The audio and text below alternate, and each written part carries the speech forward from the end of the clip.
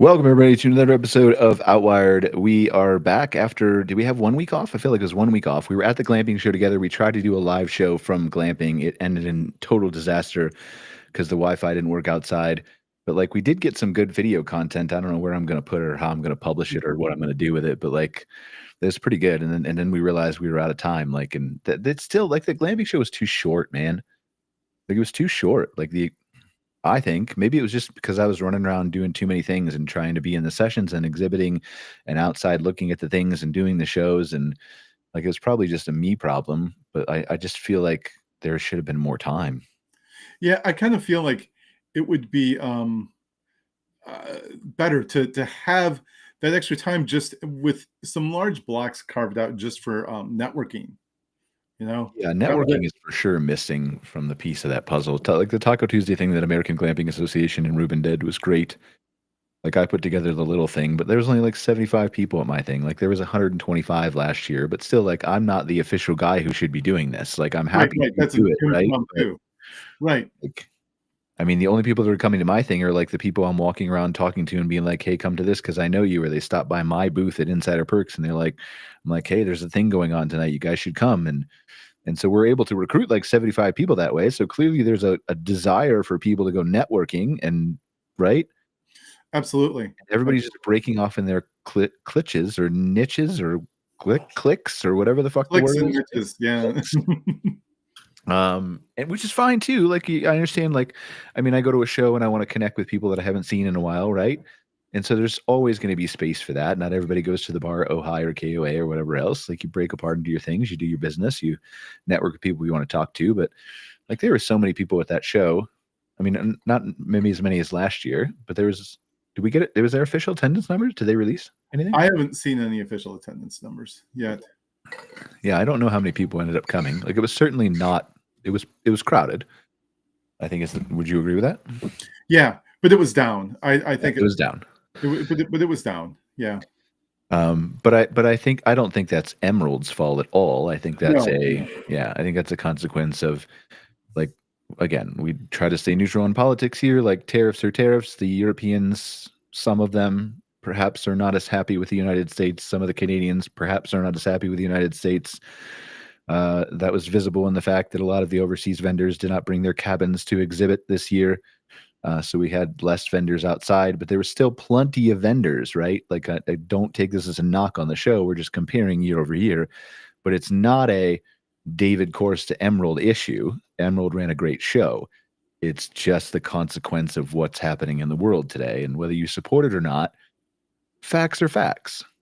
This is a great example, honestly, of some of the things we talk about a lot, like external factors that impact your business. So think about the external factors that impact whether or not people go camping or glamping or come to your park. You know, we talk about that ad nauseum on this show and have throughout the months. But this is the glamping show is a good example of that. How external factors impact who shows up and who doesn't. And it was right there. I mean, and those are just facts. You know that these things matter, and whether or not people are going to fly halfway across the world, in some cases, to show up. So. Yeah, we'll talk about external factors later because I do want to dive into a little bit about I guess we can do it now, right? Briefly. We can talk about it. Free form. There are so many, and I did this, like, let me open up ChatGPT here in a second. Let's finish talking about the glamping show for a second.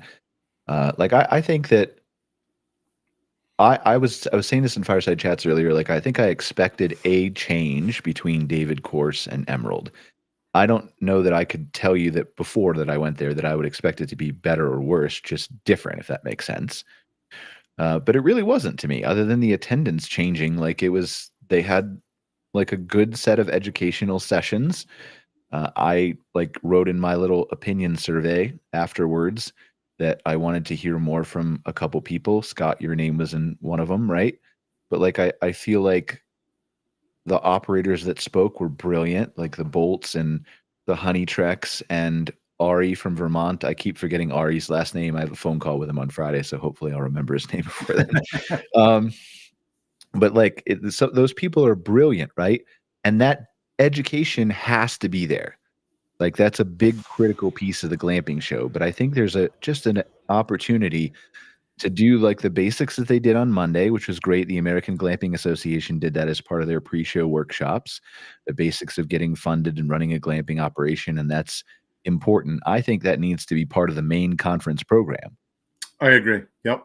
Like that shouldn't be siloed and separate. Like you're trying to attract hopefully a wide range of people who are starting a glamping business, who are planning a glamping business, who have broke ground on glamping business, who are halfway to opening, who are opened, who have been there for 2 years or 10 years or 30 years, right? The whole wide ranging spectrum. And so I think there are going to be people who want to learn the basics. There are going to be people who want to learn from the Bolts and the Honey Treks and RE and places like that and other great speakers like that. There are more, right? I'm not excluding anybody.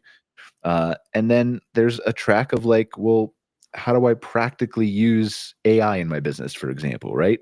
Like Ari did a great job, and he was one of only 2 sessions that I actually had a chance to sit in on. Mm-hmm. Ari did a great job of talking about all the amazing, cool things that he's doing at his resort with automation and AI and tried robot dogs and they failed and all kinds of cool stuff, right? But like, I think Ari's problem is the same problem as me, in that small space of time when you're talking to somebody or giving a speech at a conference, it's very hard to simplify what you're talking about enough so that the average person can understand what you're talking about. So it's great from a high level to see like, look, this is what I can achieve that Ari did, but there needs to be a class in the middle that could be taught by Ari too, right? Or anybody, at least somebody else, anybody, but like that says here's practical ways to get started with AI, or and it's just one thing, right? Like AI or marketing or insert whatever, right? Um, and I feel like that's a chunk of it that's missing in the middle that would probably keep people around for a full extra day or two. I would imagine, Right. especially if you're Even spending a plane ticket. right. Even if that last day was a half day, a lot of conferences do that because then you can start putting in some more blocks of education and networking too. Yeah. Kind of inserting those, here and there for people to just kind of, uh, a lot of people want to do that. They want to talk to the other operators, share some best practices and kind of go into, just being able to, connect and say, what are you seeing out there? What's working? What isn't? Um, what Yeah, I told changes are Scott you finding? Foos on the show earlier today for Fireside Chats. I said we should have like an escape room where if you're a new operator, you have to go into an escape room and you can't come out until you've talked to the existing operators enough to put together the clues to make an award-winning glamping resort. That would be a fun activity. Yeah. Um, so, but like, yeah, I just, I mean, I think that's lacking. I mean, and to be fair, it's not on Emerald. David Course didn't do this. Like they put together an event for the advertisers. But, like, there needs to be, and I'm not saying Emerald needs to pay for it. I'm just saying that Emerald needs to facilitate the ability for people to go to someplace official that's in the schedule to meet up. Yep. Like, the Lazy Dog is cool, but, like, It's not really set up for it. no. And some conferences have companies sponsor these networking events. It's a Yeah. great opportunity to do that kind of thing. Have them do a little sponsorship. They get maybe give them a minute to talk to the crowd about who they are, what they're doing, and then. But yeah, I mean we're just tossing stuff out. But that I agree that those are a couple of the things I think that would really kind of promote that level of interaction and engagement. And again, justify that extra day or even half day. And extend it out so you can really kind of get into the weeds a little bit on some of this stuff. Yeah, I just think, yeah, that's the one thing that I would improve with the glamping show is more of the education aspect. And it was great, to be clear. I just want more of it. And I want different people and different voices. Like the amount of people, and this is the same for me, right? I fall into this bias when we're doing Outwired, when we're doing MC Fireside Chats. And, I'm thinking about like, who do I want to be a regular guest on the show? And Shar and I are going back and forth. And then it's always like my head goes to the people I know really well, right? Mm-hmm. Or I've heard of. And there are so many brilliant minds in this industry from all over in different aspects of their journeys that like would be so much better than me talking about marketing, right? I mean, it must be, but I don't know who they. And I'm just giving an example because that's what I would talk about, right? Or AI or whatever else. That there must be out there, but like we fall into this trap of like we just invite the people that we know. And I try to do like I that's why I've kind of turned the show over to Shara for a fireside chats. Is like I have her just invite, like go on LinkedIn, just find people. I don't care if I know them or not.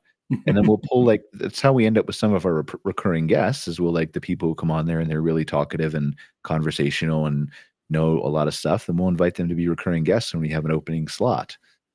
But that like I see the same people. We've talked about this on the show before. I see the same people at these trade shows over and over. And those people, to be clear, are very worthy of being there in most cases, right? They are very smart. They have great heads on their shoulders. They've done the thing. They've accomplished the thing. They have a story to tell, but it's the same story every year. And I want to hear from somebody different. And I feel like it's the same way for most people who are going to, if you want the people to come back every year. Now, if you want to alternate people and have them there once every 3 or 4 years, like KOA gives a ticket to, the people as part of their franchise agreement. They give them one ticket, I think, or at least they used to, one ticket every 2 years. And so then you save up your tickets and you come as a couple like every 2 years is what a lot of people do. Mm-hmm. And that's fine too. Like KOA puts on a great show. But yeah, like I don't know. There's just I want to hear from different people and different voices. I want to hear from the people who have struggled and screwed up. Like it was refreshing to hear from Ari to be like, I put a robot dog on my property and had tried that out because I thought it was super cool. And my wife was like, this is never going to work. And I tried a robot. And then I realized that children are afraid of robot dogs. Right. And so that kind of those little nuggets of information are like for me, if I owned a glamping resort, I'm still trying a robot dog because I know I can make that shit work.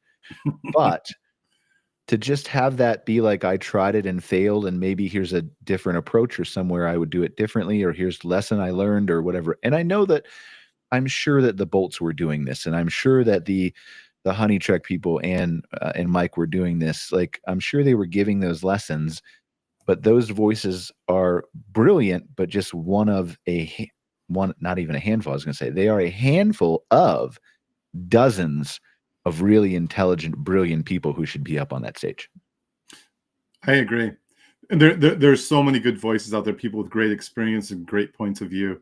And it would be great to be able to tap into that a little bit more. And again, that goes for the networking too, to find those people to be able to talk to them.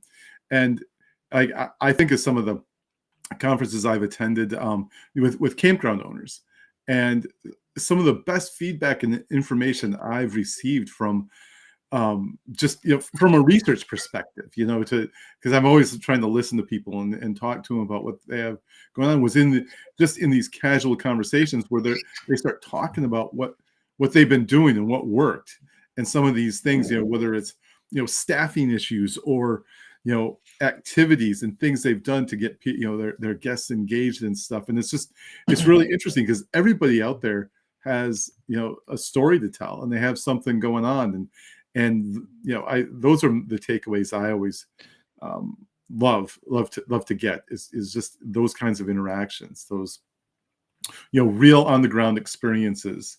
And there's like you said, there's a ton of people out there with those that as an industry we can tap into. I mean, I think part of the problem, and normally you'll hear me say this, right? When I have an opinion that I say, like, I don't know, I'm not in their shoes, I've never owned a campground, I've whatever, like you'll hear me quantify that. I think in this case, I can speak to this and say, like, I think part of the problem is that it's a lot of fucking work for these conferences to go out and find these people. And I know that because I did a virtual conference with the Canadian National Association during COVID, and we went out and found 40 different educational speakers to speak on all different kinds of topics, and that shit was hard. Like we probably emailed 120 or 150 of them, right? And somebody had a schedule conflict, or somebody couldn't do this, or I had to rearrange the time. And this is like, I can speak here, but I can't. And that was virtual. We weren't even Mhm. trying to coordinate flights and everything else, right? So like, I get it. Like the people who volunteer to speak at these places, and that to Emerald, to Ojai, to, I don't know, what the KOA has a lot of their own corporate team, which is a benefit to them to be able to do that, right? But a Mhm. lot of these people who are speaking are coming and volunteering and saying, I'll do this session. And you as an organizer, you're like, well, fuck, like I got to take care of the lighting and the carpet and the catering and whatever else, right? Like, sure, like that sounds good. I know who you are, and I know I don't have to vet you, and I know you won't try to sell your product blatantly because you've been here for 10 years, right? So just come in and give a session. And that's easier. And like, so I'm not saying that the operators just need to find time, because that's the wrong approach, but like you need to find time. Yeah, Uh, right. And tap into the networks, tap into the networks of people that you know. Yeah, I think, again, there's so much talent and knowledge out there. You start talking to people within the networks, and you'll find them. You'll find them. So, Yeah, I get asked all the time, like, why I don't talk at these conferences. I don't like, one, my number one thing is I don't apply to be a speaker at any of the conferences. Like, one, you hear enough of my mouth probably every week on fireside chats and Outwired. You probably don't need to hear me at a conference again already. So there's number one. Number two is like, I refuse to fill out the forum. Like, I'm of the mindset that if any organization out there wants me to come speak for whatever reason, and I don't know why you would want me to come speak, but let's pretend you do, then come to me and say like, hey, we've had our members ask questions about AI or marketing or data from Scott or whatever else. We think you would be a good fit. And absolutely, like, I don't need to charge you. I don't need to have my hotel accommodations paid for. I will pay for my flight. Like, if I can add value, great. But like, you are the association. You should know what your members want. Come to me and ask, instead of having me just fill out a form and try to be self-serving, if that makes sense. mhm. There's nothing wrong with self-serving, because again, a lot of these brilliant people are giving great sessions, and like, I know I'm trying to toe a line here, but I'm really not. Like, I'm saying the same thing, just I don't know. Like, I don't want the repetitive guests to think that I'm slighting their presentations in any way, because they were really good. But like, just it's like, what's the woman's name from NCA? Uh I can't remember her name off the top of my head. The woman who runs the Northeast Camping Association. She's on the board of directors for Arvik, I think, or was. You know who I'm Oh, talking about? I know who you're talking about. I do. I do. Oh, it's gonna bother me now. Yep. Northeast Camping Association executive director. I gotta Google it. North I know I've met her a couple times. NCA I'm terrible director. at remembering names. Just No, it starts with a in case anyone C. wants to know, it's like it's a real thing. You can ask Denise. NCA director camping. Cindy Zabersky. I can picture her head. Like, she was always like, she was the first one who really kind of tuned me into this, right? Because early on, like, I would attend the NCA every year, and I say early on, like pre-COVID, before, like, I don't know, it was really expensive for me to travel everywhere, and I had a lot more time than I do now. But I would go to Cindy's conference. She put on a great show every single year. She still does. And like, I would get so frustrated with Cindy, because I would speak one year and she'd be like, "Nope, you spoke last year. You have to wait 2 years before you speak again." And I'd Mm. be like, "Listen, I'm trying to promote my company, damn it. I need to talk to these people again, Cindy." And she wouldn't let me do it. And she had the same rule for Peter Pelland and everybody else, right? It was every 2 years you get to speak. And that was really, really smart and intelligent. And I really appreciate that, looking back on it, despite me being irritable with her. Sorry, Right, Cindy, right. if you're listening. Sorry for being irritable, is what I'm saying. Uh, No, I mean, again, that's a very forward-looking approach, and yeah, you're saying it's like, yeah, let's keep this freshened up. Let's get some new voices, some new, thought leadership in here, and let's, yeah, yeah.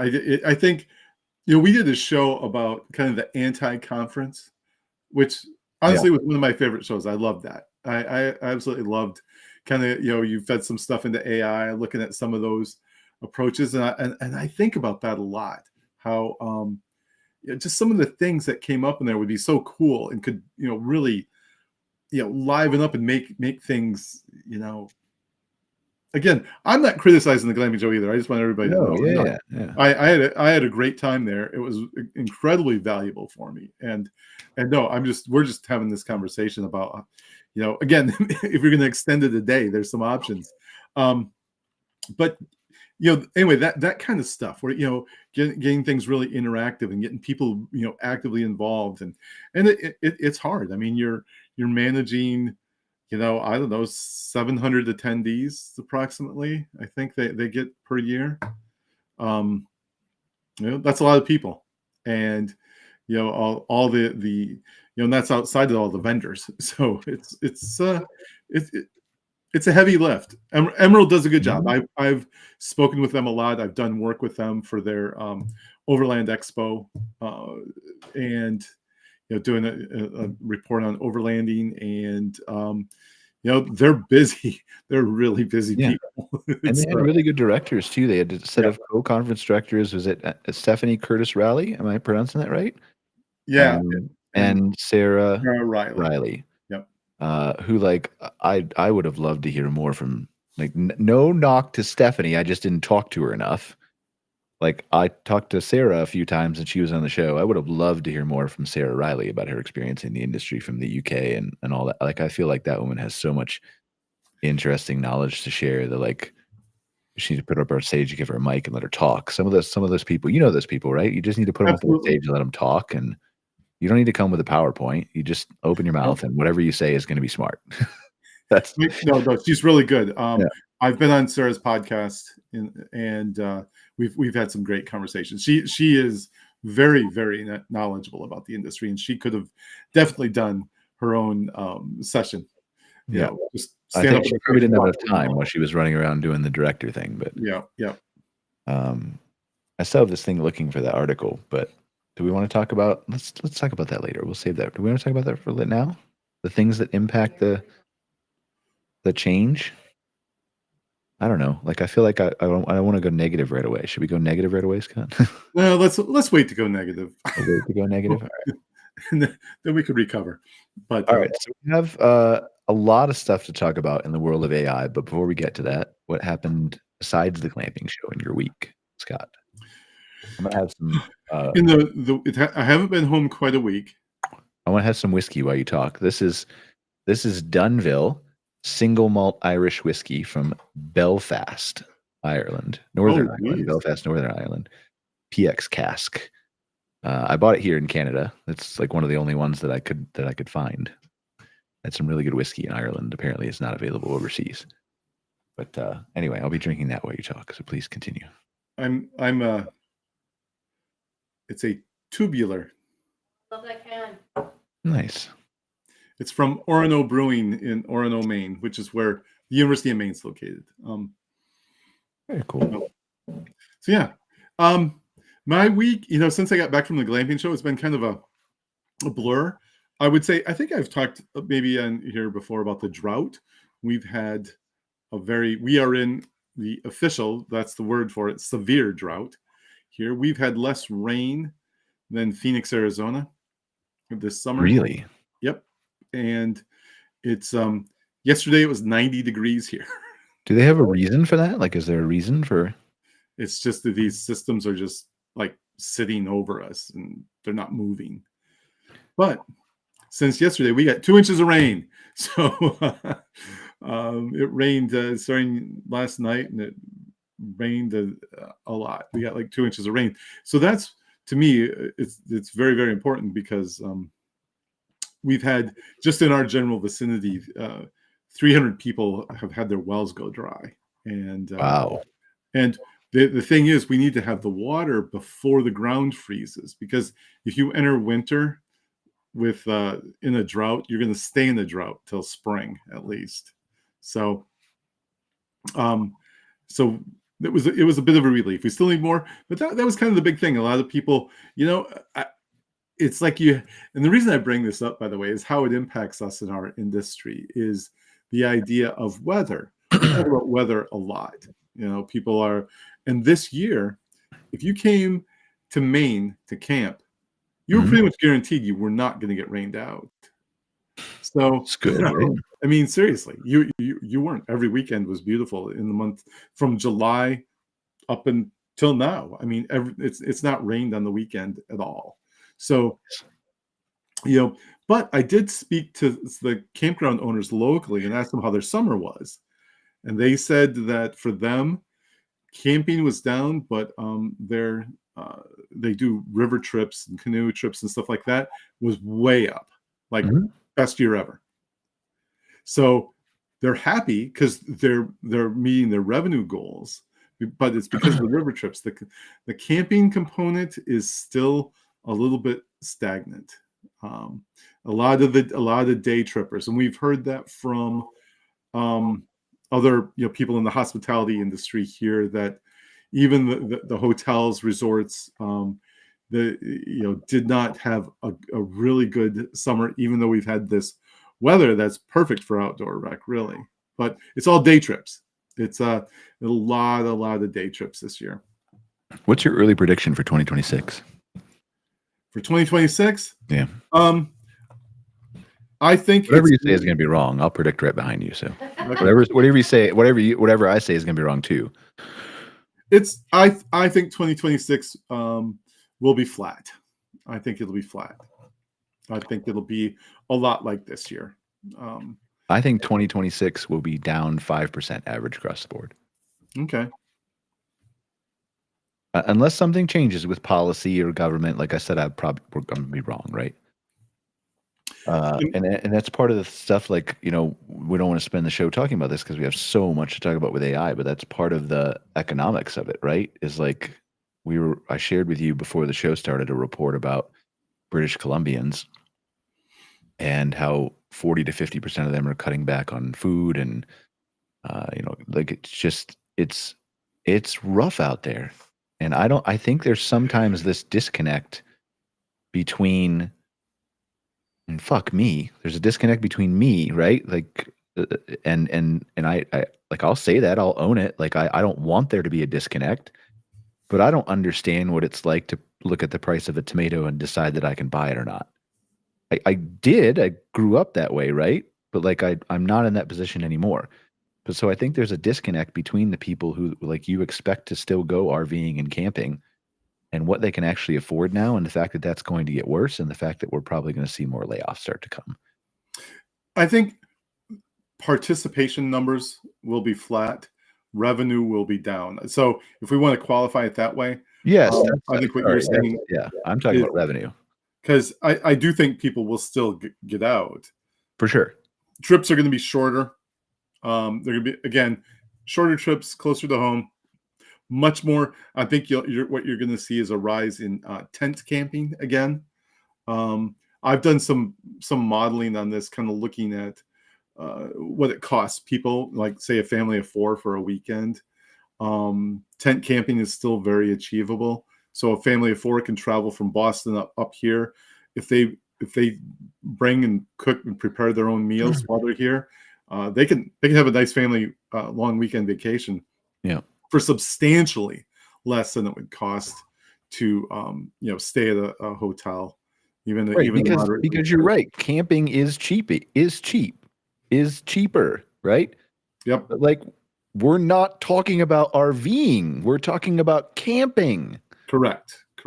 Like, and that's what gets lost sometimes, I think, with people. Camping's more affordable. Not if you need a $200,000 RV as an entrant into the race to be able to go camping.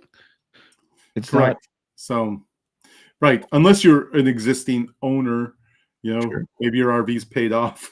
It might not be quite as bad. It might not be quite the same hit, but we've had plenty of this stuff on economy, so I don't want to spend too much time on this. But no. I know what you mean, but yeah. Like, it's just pay attention to the world that's out there is all I'm saying. It's not that you have to have a bad year as a campground or RV park. There are plenty of people out there who will still go in 2026. But again, the same thing we've been hammering the home like experience. Be different. Give them something to remember. And if you do that, then you'll attract the people who are still going camping and willing to spend their money. Let's talk about Marriott. So the Marriott Outdoor Collection, they announced this thing. I have it up on ChatGPT. I did some querying earlier. So Marriott's new Nature First Collection brand, which is the outdoor collection.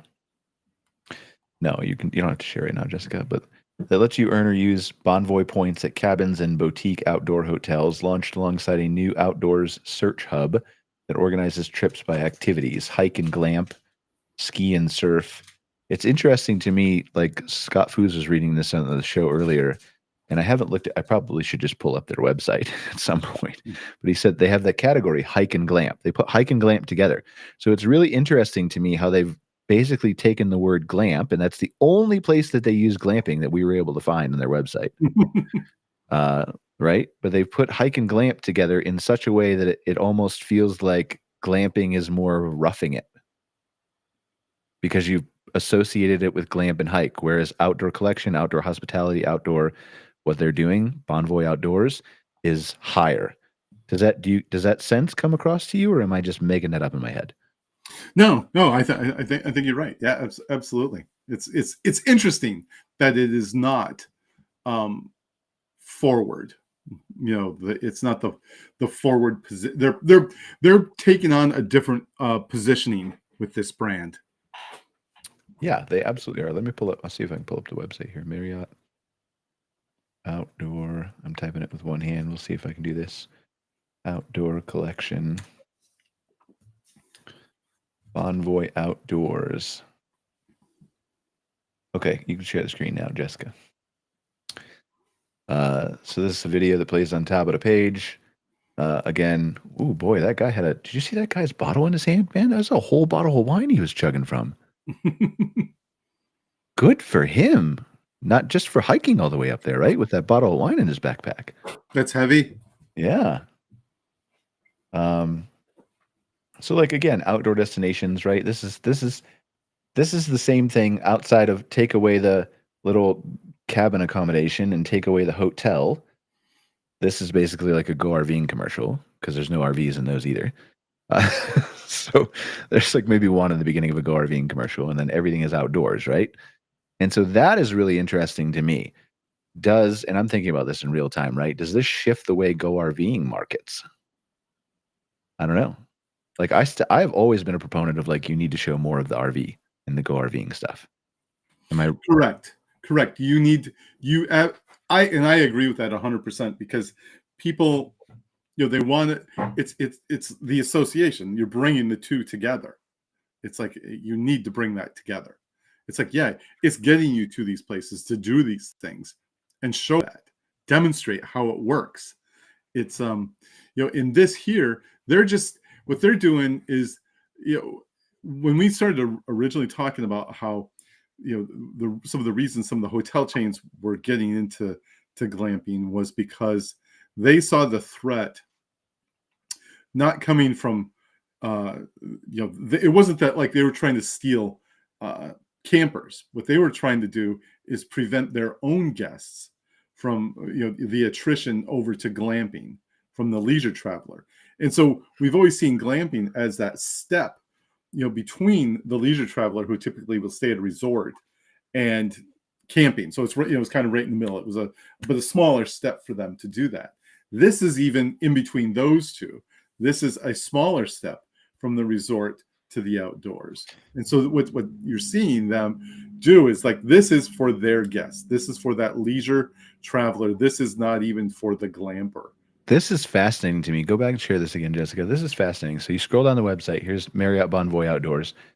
Explore our portfolio of hotels and experiences in breathtaking outdoor destinations. Again, no glamping. Now down here, you can see here's like, let's sort by this stuff, right? So we have ski and snowboard, hike and glamp, bike, surf, fish, kayak, and canoe. All of this is activities except for glamp. But it's with hiking, and there's no picture of glamping, right? And then you click into it, and here's map your next hiking adventure. Hiking and glamping is up here, but map your next hiking adventure. And then it shows like here's a hotel, and here's just a picture of Moab, and here's the waterfalls, and here's downtown Asheville, North Carolina, and Niagara Falls, and downtown Boulder. And do you see anything on here that's like Nepal? Like, I'm pretty sure that's not a blow up glamping tent in the background. It could be. I'm pretty sure it's not though. So like destinations for hiking and glamping stays, and they've got like, and then if you drill down into this, right, like there's still the amount of clicks that you have to do to get here to, and I don't know what's in. So here it's cabins, right? It's all postcard cabins. So like, again, I don't know what huge benefit the industry thinks they're going to get from this when they're not actually pushing glamping. Right, you don't even know what you're staying in until you get that far along in the process. No. And I'm sure like it'll probably be different from like a find and escape reason, but it's all cabins. So, and I know they have different partners. I know Secret Creek is a partner, and well, Zook makes cabins, and I know there are other Oud, the mirror cabins, but like there really aren't traditional glamping spots here, and so I'm just not sold on the fact that this is going to benefit like everybody is on my LinkedIn feed is blowing up about this.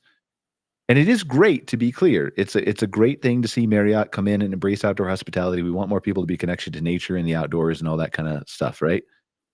I just don't think this is going to be like an overnight sensational boom like everybody thinks it's going to be, or maybe not overnight. They're not saying that, right? But well, what you've done is taken one of the draws of glamping in general, which it's not as and big fucking a pull it is what you've done. You've stolen it. Right, but what you've done is taken away one of the draws, and that is the uniqueness of it. Mm-hmm. People want to stay in something different in a different location, and you've kind of taken that away, unless you really drill down and find those little cabins, after so many clicks. But they're obviously going experience forward, which is fine. I mean, I'd recommend a lot of people do that. Yes. But people still want to know, what am I staying in? And if it's just another hotel, you're going to lose that person who wants a little bit more of the outdoors. So here's a perfect example for you right here. So incredible stays for outdoor enthusiasts. Here's the Moxie Banff. I've actually stayed here. This is 45 minutes from my house. And it is inside Banff National Park. And if you've ever been to a Canadian national park, it's really interesting how they do it. They at least in Banff and Jasper, they have little town centers where like you can't live. There's hotels there, but only like if you work there, you can temporarily live there in the summer. There's no city around it or anything else, but there's a whole town. And so on the very far end of the strip, like of Banff, where all the towns and shops are, like it's about a 20-minute walk, I'd say, which is fine. I happily did that, right? But like it's all the way on the end there. It's a hotel. It's a hotel near a national park. Correct. There's no outdoor hospitality that is part of that hotel. There are fire pits in the middle, like a little bit between like a pool, I think, 2 pools. And then there are like some little fire pits outside, but it's not outdoor hospitality. Yeah, this is not, in my opinion, an aggressive move into the outdoor hospitality space. No. This is it's a rebrand for Marriott more than anything, to promote the outdoors as part of staying at their resorts and hotels. So again, we talked about this, but this is not disruptive to the industry. This is not, in my opinion, a threat to the operators out there currently. No, for sure not. This is someone carving out a different space in between, like I said, in that little spectrum. So here is the outdoor collection. So okay, now there's an outdoor collection page here. Now we have a cabin. Okay. So where did it take me to the first time? What was the page? It just took me to marriott.com/outdoors is what showed up. And then here's an outdoor collection page that has a cabin on the page on the top. And so now you have a little bit of different things here. Now you're talking. Now, okay, this is a little different. Now you have postcard cabins, Trailborn, These are the two outdoor collection. But then you have another like here. This is not. I mean, it is Trailborn, right? But it's a boutique hotel. This is not glamping. But this one is. This is unique. But it's still not. Yeah, same opinion. Postcard cabin, Skagit Valley. Here's the valley. The valley's nice. It's beautiful. It's amazing. It's wonderful. But it's cabin. Marriott Bonvoy members staying safe. Yeah. Like again, and again, we've talked about AI so much on this show, right? We can scroll through this slider and see what they're doing. So outdoor collection, outside, inside of the postcard cabins, pool. Yeah, it's the postcard cabins. So like, yeah, I don't think my opinion has changed. No. Yeah, it is not what I anticipated happening. Now that doesn't mean it can't evolve into that. Maybe this is the dip the toes in the water, and then we want to go out and look for really nice, glamping resorts that we want to franchise. Maybe because they're apparently not franchising yet, at least not publicly, is what, well, ChatGPT said. And ChatGPT never lies, just like the internet doesn't. So I did ask it. I asked it a follow-up question here. I said, are they franchising? What is their standards? How does this impact independent operators? What changes will they make to the industry? Will those focus on experience? So short answer, at least not yet publicly, no. Outdoor collection launched with 2 anchor supplies, Marriott's acquired Postcard Cabins brand, and a long-term commitment with Trailborn. And there's no outdoor collection page. Well, we just saw the outdoor collection page. Oh, on Marriott's owner development site, which is where Marriott lists franchisable brands and disclosure docs. That strongly suggests a curated invite-only soft collection phase rather than open franchising right now. Marriott has published a 4 baseline promise. Properties are located in nature and deliver essential hotel needs, comfortable beds, hot running water, and dedicated restrooms. Loyalty treatment. Translation, they're codifying a minimum comfort bar, private baths, and hot water while letting formats vary, cabins versus boutique hotels, layering in digital access and experience programming. How does this impact independent operators? Demand capture shifts to loyalty. I don't know. Like, I think there's people again who will use their points to stay outdoors, but I think that's the hotel crowd mostly. I don't Absolutely. know. I don't know the glamping crowd is going to find these guys. No, it doesn't. It doesn't really seem like it. It doesn't. It doesn't scream outdoors experience to me. Like, and that's what people want. They want to stay in. Some people want that. Right. The people in our industry mostly want that.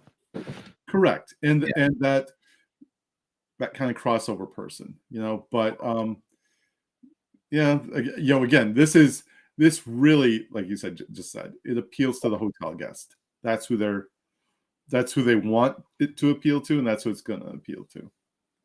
Will their emphasis be on experience? Okay. So yeah, all we got. Any other thoughts? Were we? Not really. It's like I still have to process this a little bit and ponder it.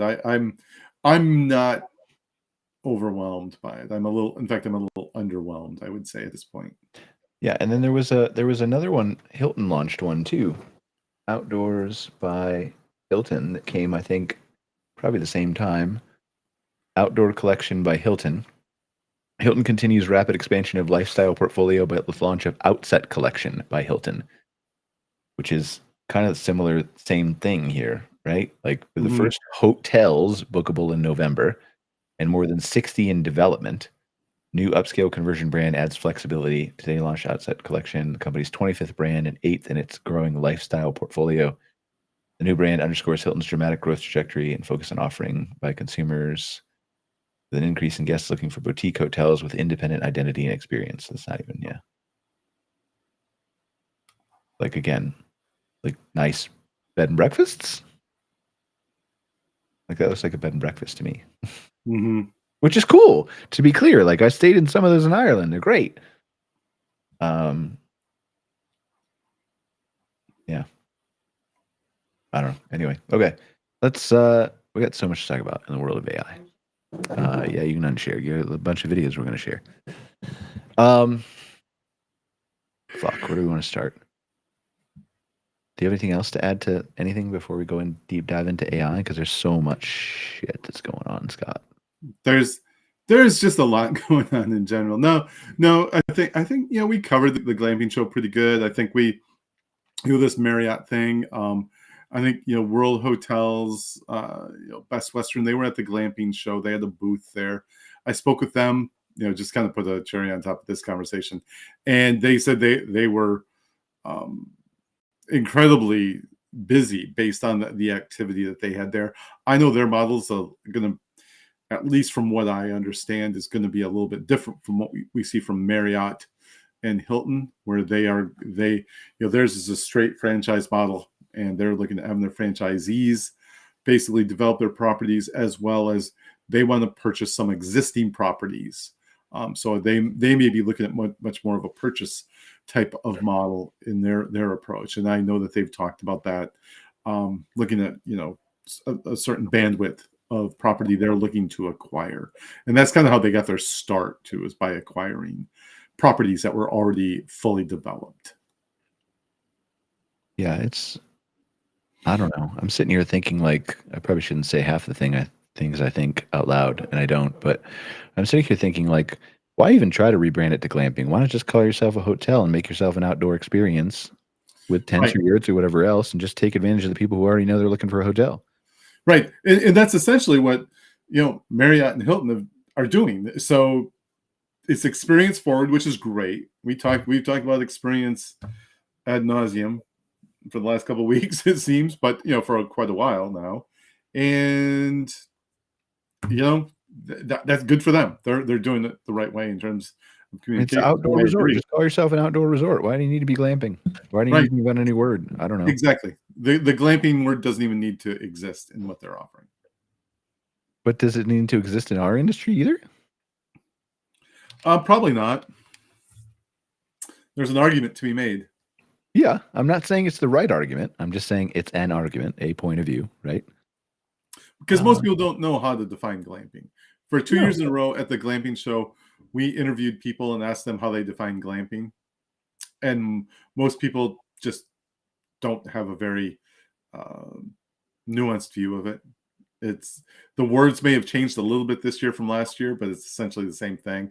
By the way, we'll be coming out with our kind of analysis of those all those recordings that we did, which was a lot of fun, I might add. But it's, if you ask people what's glamping, most people don't have a good definition of it. So it's a fun world, man. Yeah. All right, let's get into some cool shit here. We're going to start with the less cool shit, and we're going to work our way up to the cool shit, okay? All right, good. If we have less cool shit. So share, not my screen, Jessica, but one of those tabs over there. So in the middle and restream, and we're going to go to, let me see what these are. We'll start with robots. Let's do Gemini Robotics 1.5. This is about 8 days ago, since we haven't been together for a minute, but yeah, go ahead.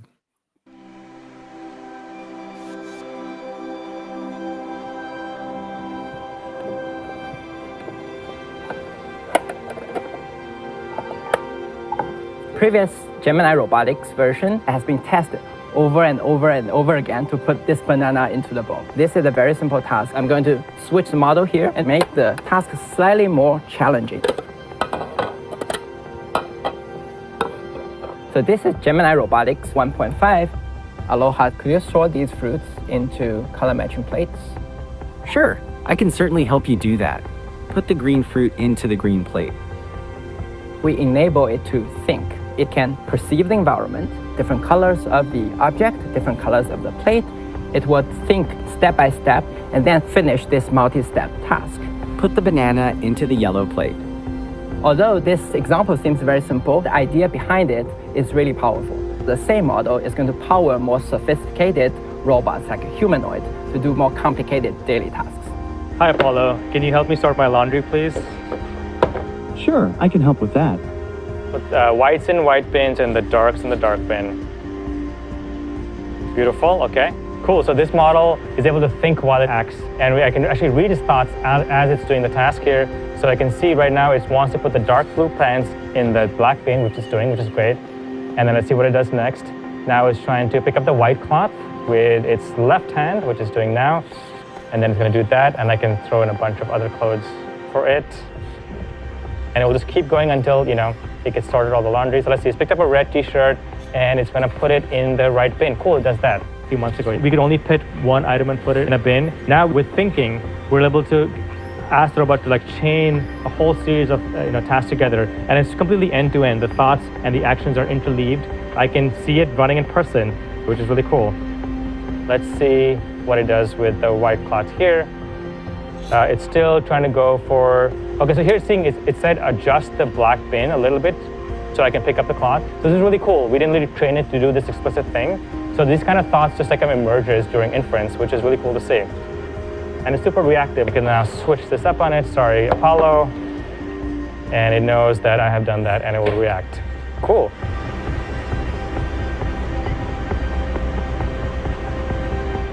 So today I'm gonna stress test the robot on its reactivity by asking it to pack some familiar objects first and then increasing the difficulty. Hi Apollo, can you pack the stress ball in the white bag?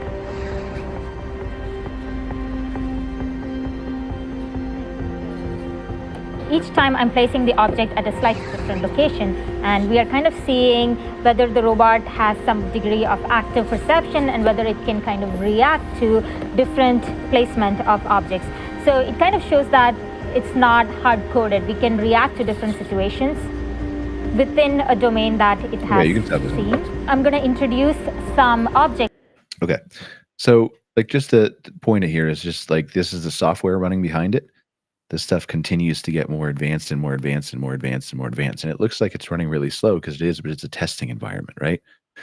These things still can't move as fast as me and you moving our arms around, right? But it's coming pretty quick. They've already solved the hardware. Let's look at another robot thing real quick. We'll look at figure 3. This came out yesterday.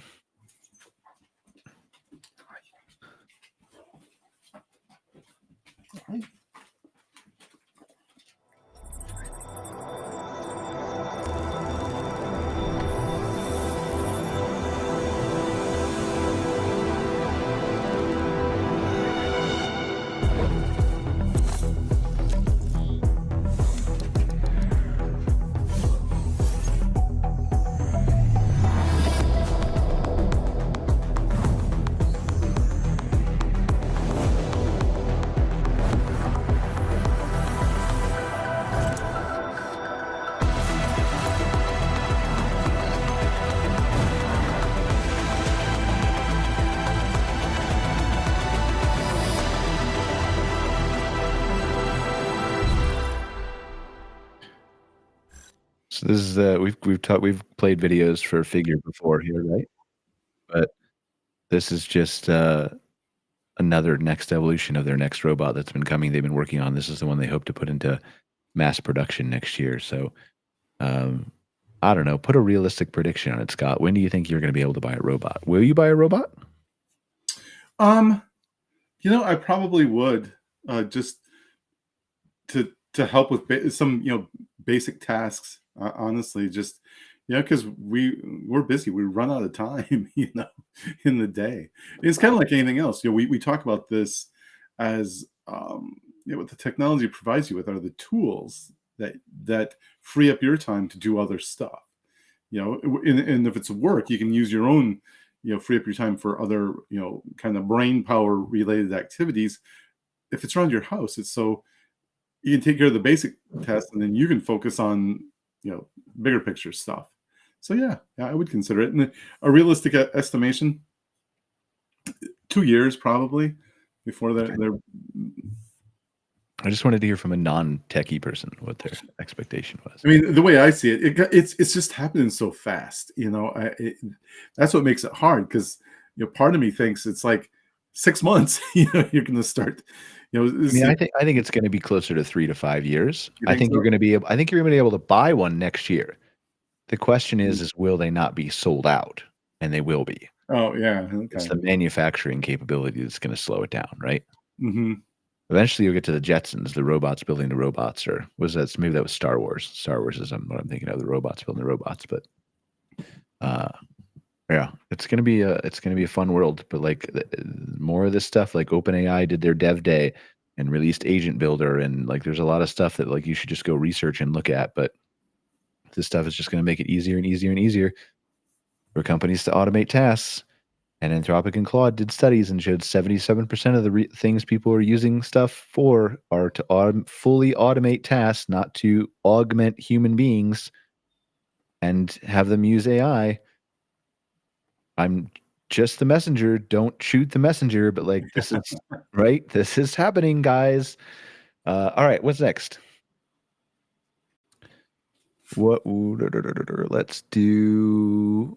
All right. We're gonna have to dive into a couple things here.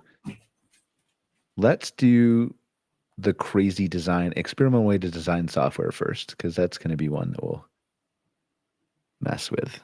All right, just check this out, Scott. Pay careful attention to this. This is going to blow your mind. We've been experimenting with a new way for AI to build software. It's called Imagine with Claude. Imagine with Claude is still building software, but we've cut out the middleman.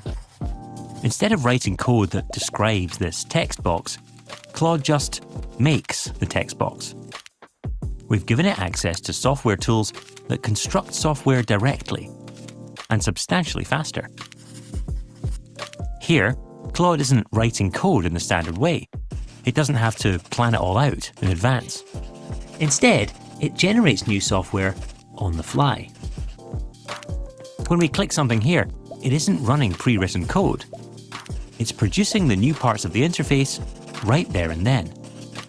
As you can see from the thought process, Claude is working out from the overall context what you want to see. The user has clicked on X, so that must mean they want to see Y. It then produces it right before your eyes. On the surface, this might seem like only a subtle distinction from what you've seen before. And the example we've picked here is just for fun. But the underlying approach of this experiment is quite different. This is software that generates itself in response to what you need, rather than following a predetermined script. In the future, will we still have to rely on pre-made software? Or will we be able to create whatever software we want as soon as we need it? With this new experiment, you can imagine things being very different. Like, you mark my words, what you just saw was the death of all software as it is currently constructed right now. Do you understand what I mean, or should I explain it before you talk? I think I understand what you mean, or what's being communicated there. That, like, let's take, and I'm just gonna pick on people we know in our industry, right? So let's Camp Spotter New Book, right? You can go to a Facebook group like Mark Kep's Facebook group or anything else, right? Where all these owners and operators, thousands of them, are talking about back and forth. I want this software. I want this software. I switched to this software because they didn't have this feature or that feature. What you're literally talking about is build me a property management software. Okay, I need a way to fix my housekeeping. It's there. Okay, I'd like the housekeeping to be able to do schedules for my people. It's there. Okay, I'd like the ability for me to do dynamic pricing. Bloop, it's there. Nope, I want to do dynamic pricing this way. Okay, I changed it. Bloop, it's there. The fuck? Are you kidding me? Like every single person in the world will be able to design customized software just for them in the moment, in real time. There's other demos of it building an email client on the fly, and then when they click the reply button, it literally builds the reply function right when they're clicking the reply button, and then allows them to reply. Like, how do you keep up? How do you even try to keep up with this with a 40 to 60 to 80 person dev team? You can't. Like, there's too many people with too many requests and too many different, like, the only hope you have is to set yourself up to be like, if Camp Spotter New Book was like, I'm going to be the brains of the, or one of the other providers, right? But would be the brains of the operation so that I have this starting point for you. but I'm willing to let you take my software anywhere you want it to go because I've maybe built the AI or integrated with the AI or whatever else. But like everybody's camp spot is then different. Everybody's new book is then different. Other than that, like, why would you ever, if this, and this will be here in like 2 or 3 years, right? It'll be really fast. It's already here, but that's just a demo. It'll be really fast in 2 or 3 years.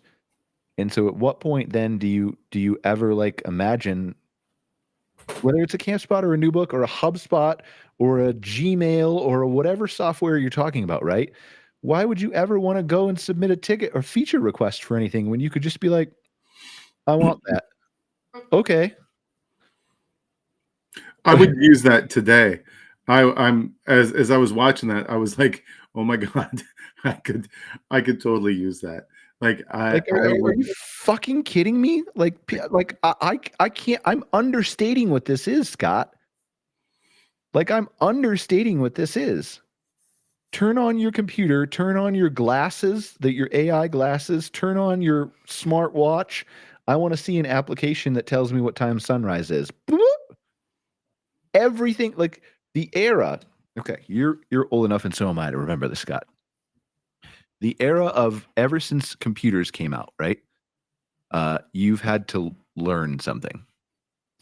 Okay, so when it was first PC or Mac, Pentium, gateways, whatever else, right? You had to learn either the Apple operating system or the Windows operating system. If you wanted to do a word processing document, you had to figure out how the fuck to use Word. If you wanted to do a spreadsheet, you had to figure out Excel. If you wanted to do a CRM, you had to figure out HubSpot or Salesforce.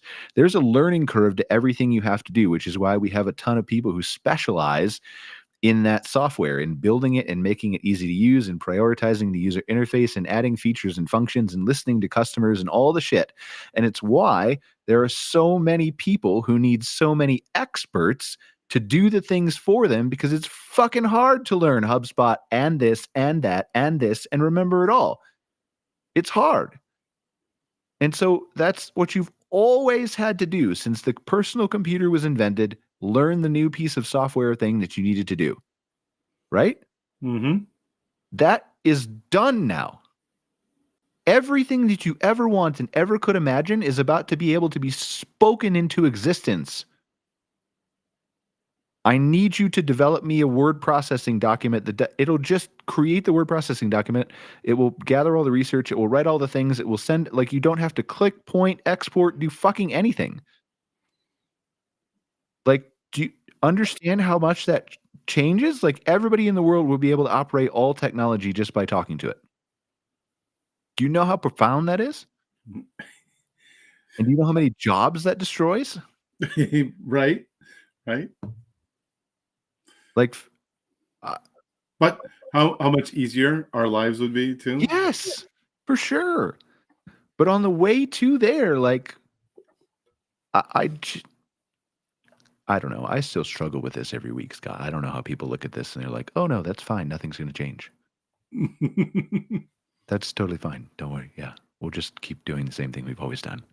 Like, we'll ship our new feature 8 months from now and we'll be fine. Meanwhile, like 10 seconds in a teenager's fucking garage and he's got the same feature you're taking 8 months to deliver and it's costing you like $7 million with 40 devs. What are you talking about? Like, so I don't think that I think these companies are in trouble because they're all standing still. I'm not talking about our industry. I'm talking about all software companies, right? I mean, our industry obviously too. They're in trouble. They're just deeply, deeply in trouble. Yeah, let's go. All right. So now we're going to talk about something, if you believe it, we're going to talk about something even fucking crazier than this. Are you ready, Scott? I am. I have to, in all candor here, my chair broke today. And it's really uncomfortable. I'm sorry. It's really uncomfortable. So anyway, I need a new chair. So if you see me squirming, it's just because my chair. Do you need a recommendation for a chair? I probably do. Yes. I have the steel case Leap chairs, or the gesture chairs. They're like $1,000, $1,100. Super nice though. Like, they've been around for a long time for office chairs. good posture, comfortable. Like I'm spending a third of my life in it, right?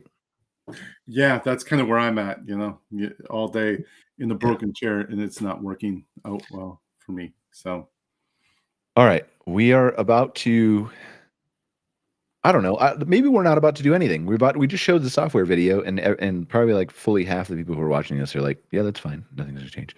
Maybe we're not about to blow anybody's mind.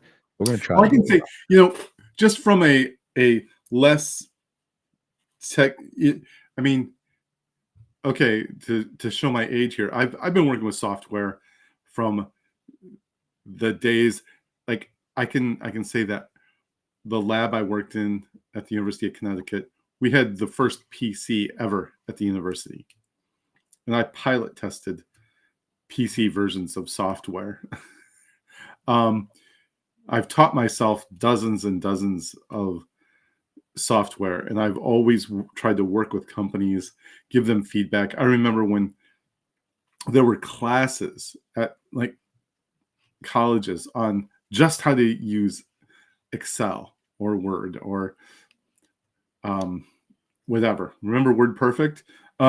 Anyway, to see something like that is, to me, it's delightful. It's like, I mean, I think the hours and days and years I spent on software, Mm-hmm. and then being able to tell something, here, create what I want. Here's my vision of a software. It's like, I mean, again, it's like a dream. I'd be like, that's so amazing to me that you could actually do that, because the things I could do with that, the things I could do would be. Well, think of all, like you're talking about, think of all the brilliant visionary people who are like, I have a vision, but I'm not a coder. Right. Like, I mean, I don't know how those people sell their software in the future. But there must be something. But okay, so share my screen over here before you share that screen, Jessica. I ask just for an independent thought process. I said, what does Imagine by Claude mean for the software industry? Analyze objectively using your own internal intelligence. Research it first, but don't look for commentary on it. What does software dev look like in 5 years? Fast, no nonsense read. So it's a temporary research preview released alongside Claude Sonnet 4.5 on September 29th, 2025. That lets Claude generate software on the fly as you interact. No functionality is predetermined. No code is pre-written. It was available to Mac subscribers for 5 days. The same release shipped code execution and file creation directly inside the apps, plus an agent SDK, et cetera, et cetera. Okay. So what does it mean for the software industry? I'll use Socratic. Is this just another code autocompleter? No, the preview's premise is intent. Running software in real time, not just code suggestions. That puts the UX closer to describe app than type snippet. The surrounding features, file creation, code execution, agent SDK, make it practical, not just a demo. What shifts in how we build from code first to spec intent first? Human work concentrates on writing specs, constraints, tests, data contracts, and reviewing diffs. I don't even know if that's true in the future with what AI can do that for, but narrowly, okay? Right. The model assembles the implementation and iterates live. Agent SDK plus strong computer use suggests many flows will be tool UI driven rather than only API driven. Where do teams get leverage? Agent platforms, artistic files as outputs, thinking budgets. What happens to roles? Engineers tilt towards system designers. I don't even know if that's true because of what we just talked about, but we'll see what it says. Reviewers, toolsmiths, QA evolves into continuous verification. What changes in the economics? A larger slice of effort shifts from labor to inference and evaluation. What are the new risks to manage? Reality determinism. What does software development look like in 5 years? Spec-driven, agent-assembled code is normal. 70 to 90% of new code originates from agents. Humans write specs. Agents run inside. Agent platforms, new internal frameworks. Okay, so like, it's not thinking enough, right? So like, I'm trying to think of what to ask it. So like, if you, but other agents can do the things you say humans will shift to, right? Or wrong. Just trying to make it objectively speaking here, not from my word of it, right?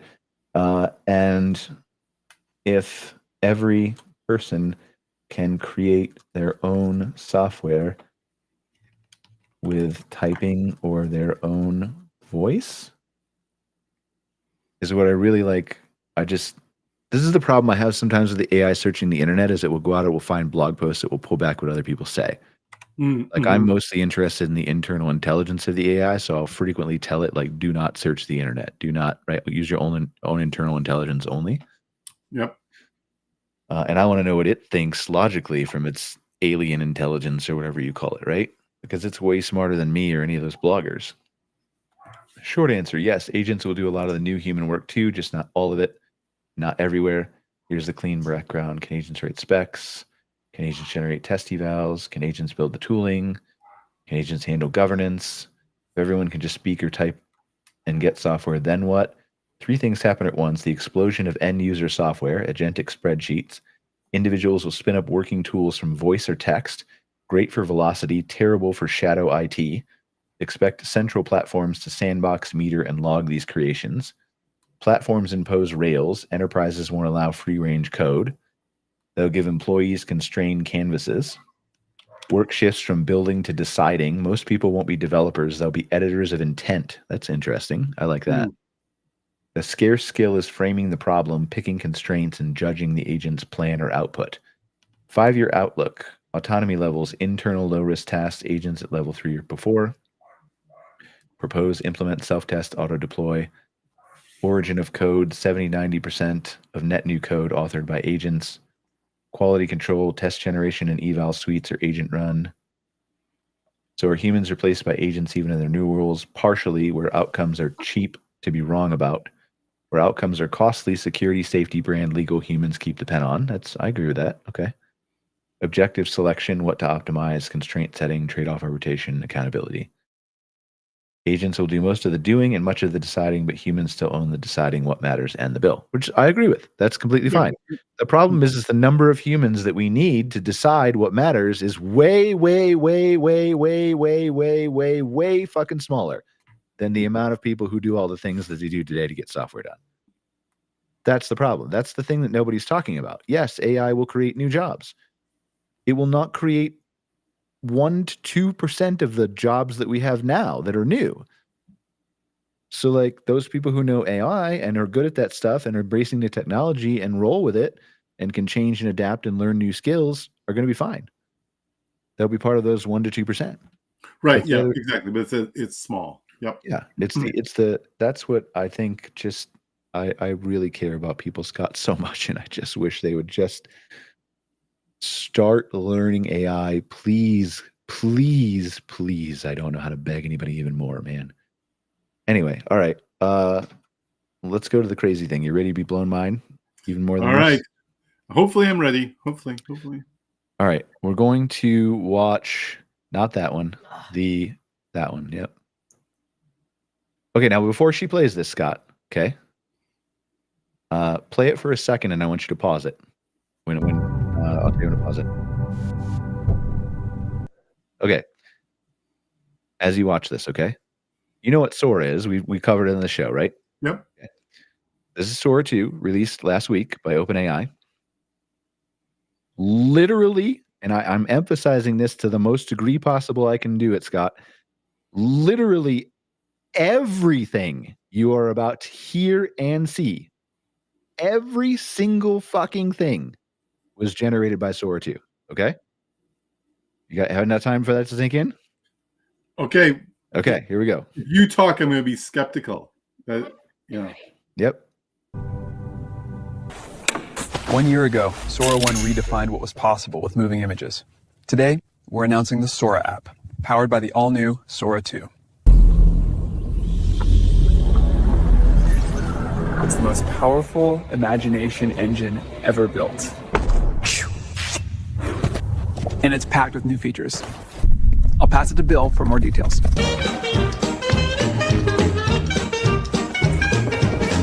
Now every video comes with sound.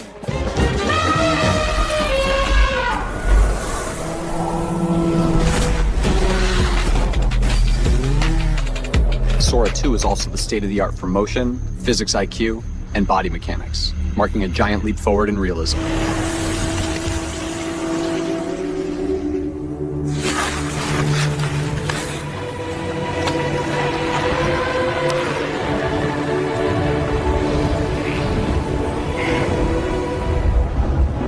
And we're introducing Cameo, giving you the power to step into any world or scene and letting your friends cast you in theirs.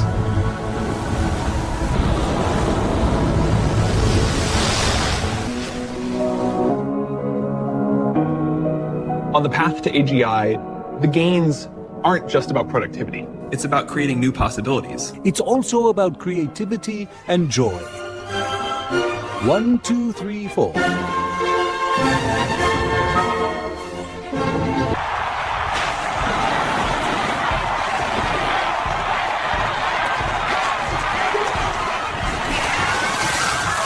That's why we're launching Sora 2 inside the Sora app, allowing everyone to push the limits of their imagination and create in ways we never thought possible.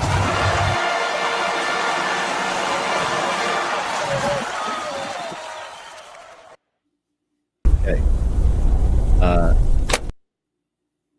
Sam and Sam's voice is AI generated.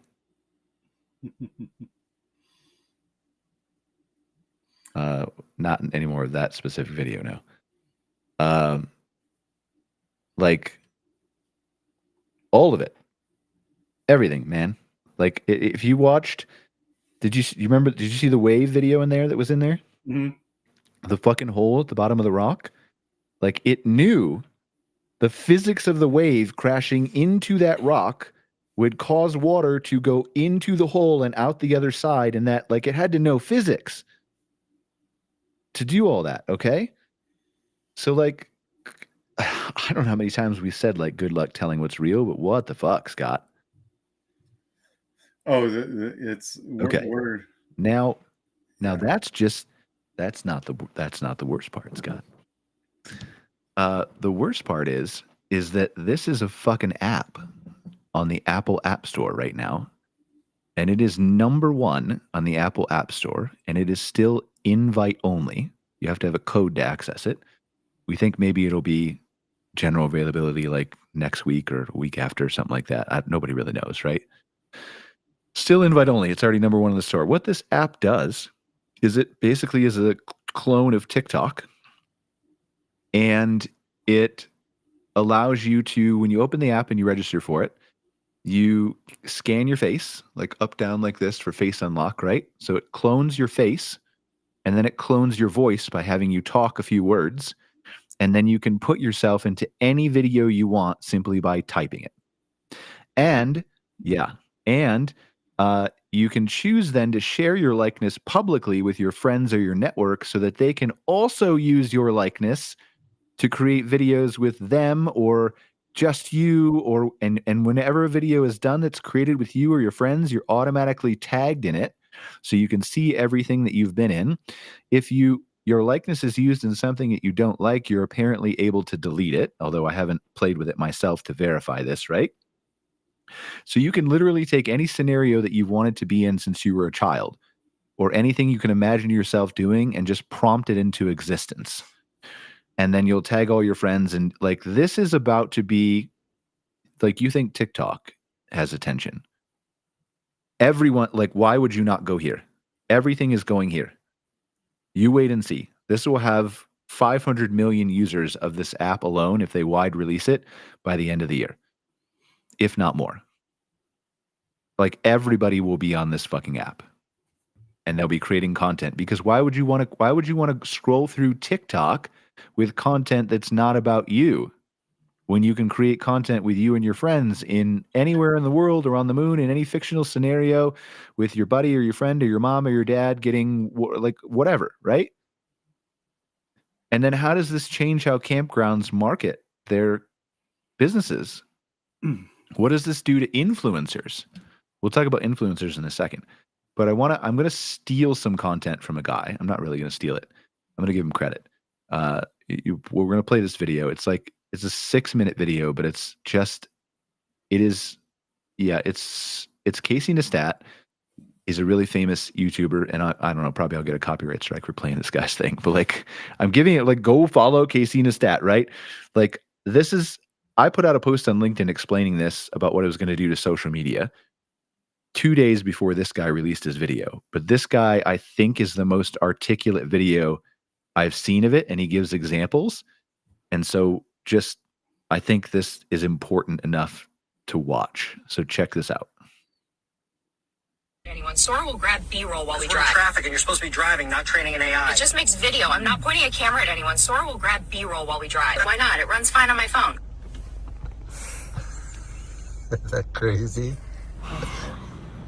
OpenAI, that is the ChatGPT people, they made a TikTok clone where every video is AI. Like booting Sora right now, are you? Why not? It runs. Introducing iPhone Micro, the most compact. You know that Sora has this feature where. There's a secret. But the AI videos are all with real people. My analysis, we are so completely fucked. Step away from the trunk for me. What do you got in the bag? Stop! Drop the plaques! They're mine! Put them down right now! Come on, man! I was just borrowing them! My husband! He made those! You can't do that! You think, Patrick, this place just goes on forever. So it looks and it feels like TikTok, but all of the content is pure AI slop. This is slop. And this is AI slop. Just an endless dribble of computer-generated nonsense that no one cares about. But here's what makes the slop different and maybe more terrifying on the Sora app. When you first log into the app, you scan your face in like you do on an iPhone for Face ID. Then you can actually put yourself in the slop. Casey as a 1970s F1 driver winning a race. Can't believe it. We actually pulled it off. Winner of the Grand Prix, everyone! But wait, there's more. I can tag my friends in my slop, and I can make slop of my friends or my friends and me or whoever. Casey chooses Colin in the bachelor dating game.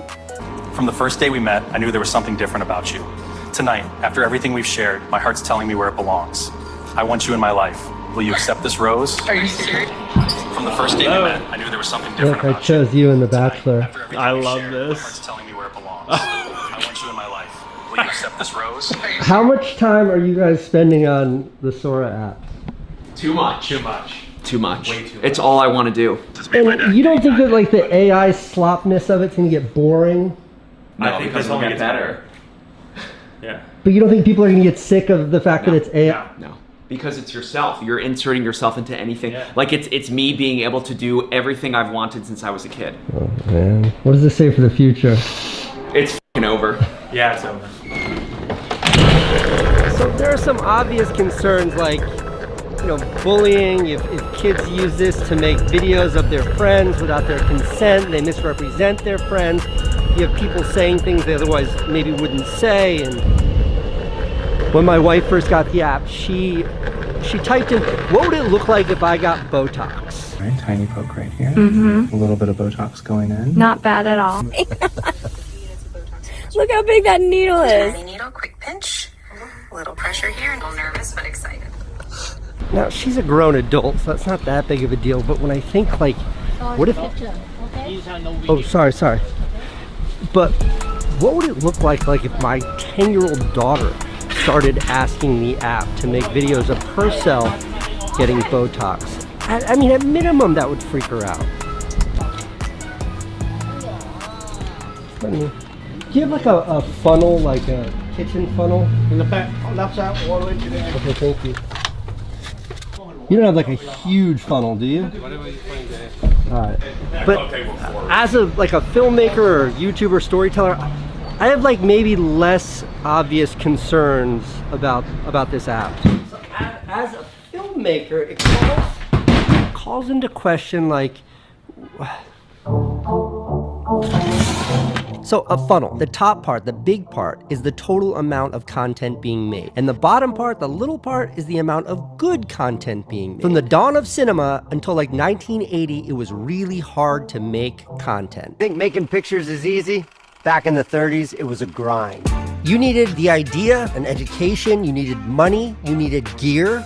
These cameras weighed 100 pounds and hummed like jet engine. Filmmaking expertise, you needed actors or subjects, you needed a film crew, and you needed some way to distribute it. How did that movie ever get into theaters? Because of all that, the amount of content being made was small. A lot of really important movies were made then. And the amount of good content being made was much smaller. These kinds of movies rarely got made.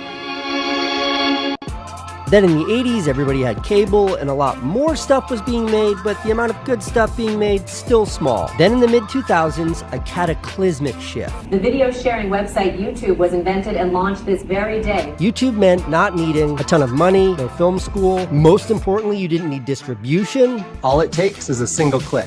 Watch.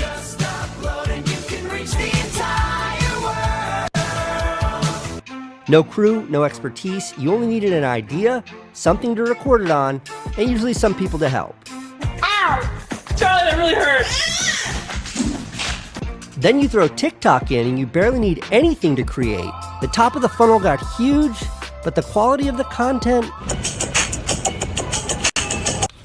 Removing these friction points from filmmaking or content creation, it makes self-expression available to everyone, and I love that. But what happens when you remove the entire process? What happens when all you have to do is like type a couple words in from your bed in a dark room and click a button and it gives you a piece of video and then you share it and then you do that 1,000 times a day?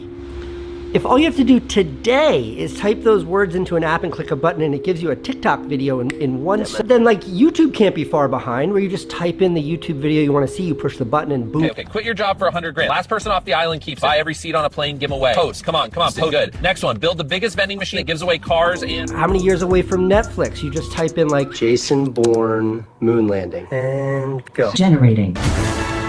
That's wild. What is the long term here?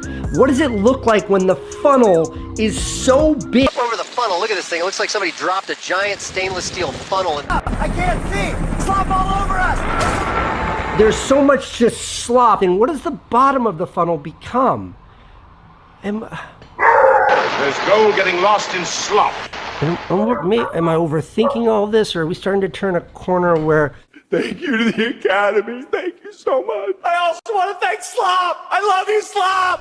Where slop starts to overwhelm or displace actual creativity. Behind me, you can probably see the banner. Mission accomplished. Under that, it says that slop has emerged victorious over creativity, which I guess is what we were aiming for. I hold the screen right in my hand. The moving picture stole your band. 1,000 pixels took your place. Okay, now do you get kind of a sense of why I said this was bigger? Yep. Like, I liked, actually, I liked that video a lot.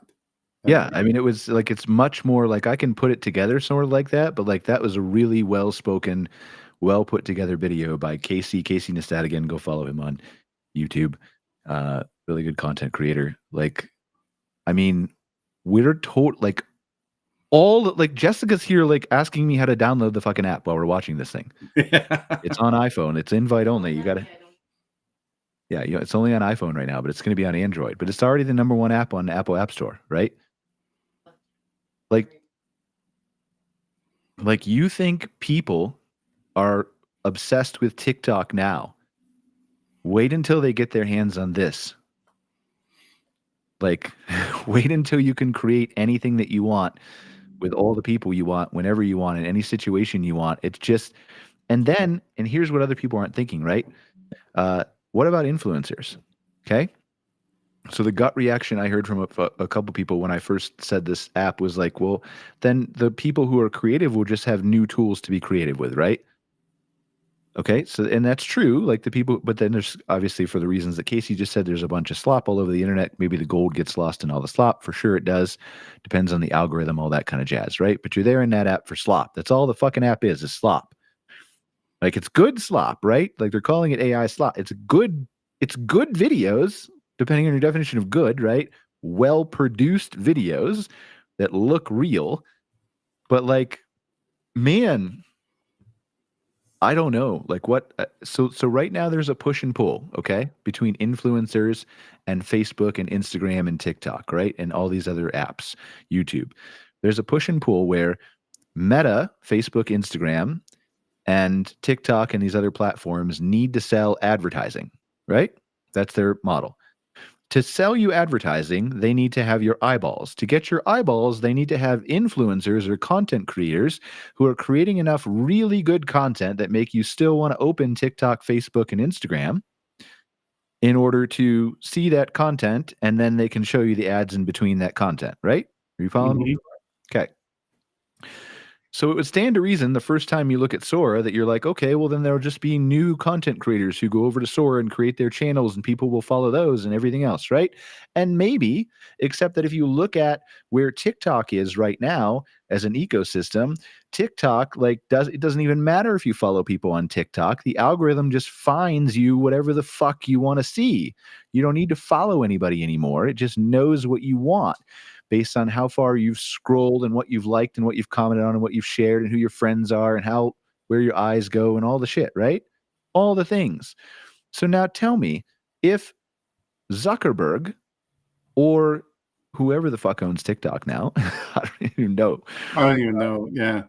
Okay, if any of these companies can just create an agent who's a creator and create 1 billion different channels, or just like we saw in software, you just keep scrolling in your feed and it instantly generates videos for you and only you, based on the algorithm knowing you and exactly what you want to see next. Why the fuck do we need influencers? Meta can just create 100 million times as much content and sell you and put way more ads in it, and they no longer have to be beholden to influencers or creators. Now, I will tell you this. That doesn't mean, like, obviously, there's a lot of good content creators out there. I will be one of the people who still I don't consume social media at all, but other than YouTube. But when I do, like, I will want human content, okay? There will be a segment of the population, deservedly so, who still wants human content. You won't be able to find it on the Sora app, which is where most of the attention is about to go. You also won't be able to find it on TikTok because you can download your videos from the Sora app and put them on fucking TikTok, even though they're watermarked, right? So you're not going to be able to find it on TikTok. It's all going to get lost in the shuffle. So there will have to be at some point an ecosystem, a new app.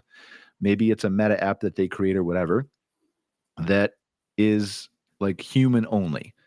You have to verify yourself as a human, and there are mechanisms in place that we can get to in another show.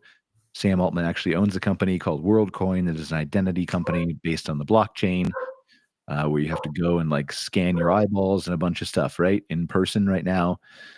And so there's going to be a need for that pretty fucking soon, because this couldn't be real. Scott might not be real. Like, what do you think is real on the internet now? They generated a video of Sam Altman like stealing GPUs from Best Buy and being like a security camera. It looks real. And yes, it's watermarked in that app, but I will tell you, I have API access to Sora 2, and it is not watermarked in the API. Now, you have to pay for the API. It's expensive. Like, it costs between $3 and $10 to generate a video. Okay? But it's not watermarked. I'm sure it is digitally somehow, right? But visually, when people watch this in the feed, it's not watermarked. So we've talked many times about like you not being aware of what is real and what's not real. You're about to get fucked 200 times harder than you ever thought before in the conceptualization of trying to figure out what's real. It's fucked. The world's fucked. Like, we're fucked. I don't know how many times I can say that, but like the attention, like there's still this subset of campground and RV park owners and glamping resort owners who think that they can just go on Facebook or Instagram and they can post about their resort and they're going to get attention. Like, now what happens? Like, it already wasn't working, respectfully. Like, there are lots of people who have lots of good engagement. If you dig deep into that engagement, most of the engagement you're getting on Facebook is from the people who already stayed with you in the past. The boomers on Facebook, for the most part, right? Unless you are a really interesting property with really cool experiences, tree houses, interest, right? Then that's a different ballgame, okay? I'm talking about the majority of, we'll call them regular. glamping, right? RV resorts, RV parks, that kind of thing, right? I mean, I don't know, Scott, like, because in a couple years it's going to be able to generate real world things. In a couple years, like, I mean, fuck, there's I don't know, like, there must be something probably with Elon's Starlink where he can like map every place on the world, and so eventually it's going to be able to recreate real world locations. But like at that point, how do you prove anything is real anymore? How do you, as an operator of a campground, say this is the actual experience you're going to have when nobody trusts anything anymore on the internet? Like, you already shouldn't. Before this was released, you already shouldn't. Right. But now, like, this is the fucking worst it will ever be. Like, you could look at it and tell a few little nuanced differences, right? If you're really paying attention, and everybody will say that they can tell the difference, right? Right. Everybody will be like, "Oh, I can tell the difference. Oh, I can see that. I can spot that." I can't. No, So- they're kidding themselves if they think they can. I see that all the time, and these videos are getting way too good. They're getting way too good. How much time do we have? We had 35 minutes. Let's see. Let's see if this will work. We'll try this. But like that's my point. Like this is society changing. It's not just social media. Guys, like, if you can generate a video of Sam Altman stealing a GPU on a fuzzy security camera, the fuck you think is going to happen to the court of law when you're trying to prove if somebody did something with video or photographic evidence? Like, the best article I saw ever, and you can share my screen here. I'll pull this up. I'll try to find this. It was old. The Verge, photos, fake. Oh, yes, this. Okay, this is 2024, right? This still holds true. And the photos and the videos are so much better than this now. But this is The Verge, right? No one's ready for this. Our basic assumptions about photos capturing reality are about to go up in smoke. And so I guess I have to have a subscription now to do this. Let's see if I do. I don't think I do. But anyway, it goes on to talk about how, like, it's a dangerous world. It shows like a girl, like, with like a photo of a girl sitting on carpet, and then somebody prompts it. And this is with like a Google model that's 2 years old with like a drug needle sitting next to her and a bottle of wine. Like, this is serious societal changing shit that people are not prepared for. And I'm probably not going to get this to work, but we'll see. And so, like, it's just, I don't know how to think about this. I just know that we need to talk about this as a society, and nobody wants to talk about this. They just want to pretend it's not existing. Like, help me understand from your perspective, from a non-techie. God. That is essentially what it will do is erode the trust people have in what they see. We're kind of already seeing that a little bit. But essentially people are not going to believe what they see in terms of videos, especially if it's dramatic and controversial. There's the believability factor is going to decline, and so there's going to have to be some way of verifying events, of verifying what happened. I mean, right? It has to be blockchain. It's the only way to. Yeah. It's the only. Yeah. Because other than that, people are going to see these things and they're just going to say, "Well, it's not real," whether it is or isn't. Right. I mean, So how does democracy function in that world?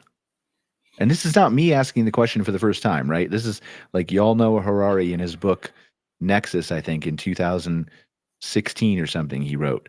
Really famous historian, really brilliant guy from Israel, is asking these same questions. How does democracy function when you can be manipulated so easily as a voter with photos, videos from Russia, China, wherever else, audio, video, like when AIs can become your friend over the course of 3 years, and then after you're best buddies with them online for 3 years, just like slowly be like, I think you should vote for Trump or Biden or whatever else in the next election.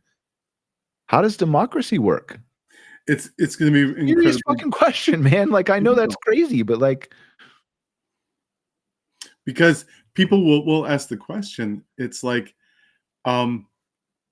is it real or not? And by the time you've done that verification process. It's already traveled around the world 3 times. It's like, Yeah, but who does that verification process? How many people do you Well, know? Some people, most people don't verify. News headlines, stories, slanted reporting from the right and left, right? Both sides. Most people do not take the time to verify what they hear, either online or from their friends, because you can say like, well, oh, then everybody will be aware that everything online is fake. Well, then what if your friend reads something online that's fake and comes and tells you offline? Are you going to know that that person read it online if they don't tell you and that it was fake? Or are you just going to trust your friend? And then does everything come into question with every conversation you have in real life because it might have been read online? This is a mind fuck. It is. Denise and I we're talking yesterday about she watches the show called The Morning Show with Jennifer Aniston. Yeah, my girlfriend started watching that. She said it got boring. Did it get better? So I don't know. I don't watch it either. Okay. But she said that there's in the latest episode the Jennifer Aniston character. There was a video that came out with her saying or doing something, and she goes, "That didn't happen. That never happened. That wasn't me." And they're like, "Well, the video's out there, and it shows you saying it." She goes, "No, it wasn't me. I didn't say that." And the guy goes, "Well, you're gonna have to something like you're gonna have to work hard to refute that." And he goes, "Oh, by the way, do not Google your name plus deep fake." Mm-hmm. And it's like, I mean, it's a show, it's fiction, but that's today. That's without all this level of sophistication that we're seeing. Yeah, it's crazy. Sorry, I just yeah. I'm gonna try to can I make a deep fake of you? Can I have your permission? Got? Sure. I'm just gonna I don't know if this is gonna work. I'm gonna try a Chinese model, and then we'll try Sora 2, and we'll see if this actually works. I'm just gonna take your image. You can share my screen, Jessica, because I want Scott to be able to see what I'm doing. It's just your little headshot here I Googled. So, and this is the article, by the way. I logged in, so you can see this helicopter crashed in the pond. This is 2 years old, right? And here's the lady with the drug tourniquet behind her, right? Mm-hmm. I mean, imagine this stuff has been happening for 2 years, but now it's all over the place. And think of the kid who gets bullied in school, like Casey was saying. Do you think you're not going to become friends with the person you're trying to be cool with, who you want to look up to, and then they're going to be able to use your image? This is going to get nasty, Scott. Unless I don't know how they control this, but this is going to get nasty. And TikTok will add it with Chinese models, and YouTube has already added a little bit to be able to do with shorts and stuff like that. But this fake news, look at this dead body in the middle of the street, right? Mm. I still can't figure out what's wrong. I remember reading this article. I can't figure out what's different between these two things. Can you?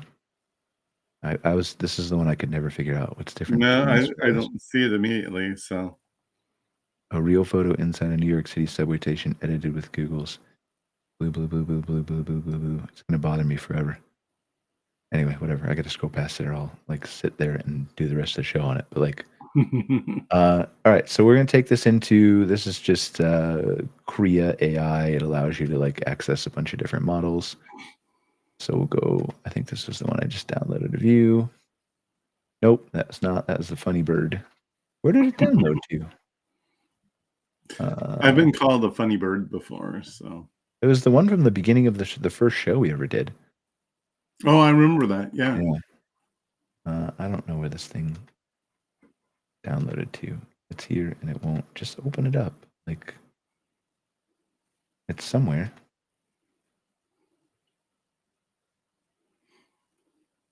Won't open the folder.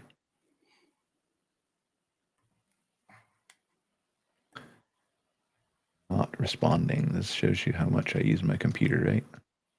All right, we'll just do start frame, upload. I think it's SBC. What's the file name? Scott Bar. There it is.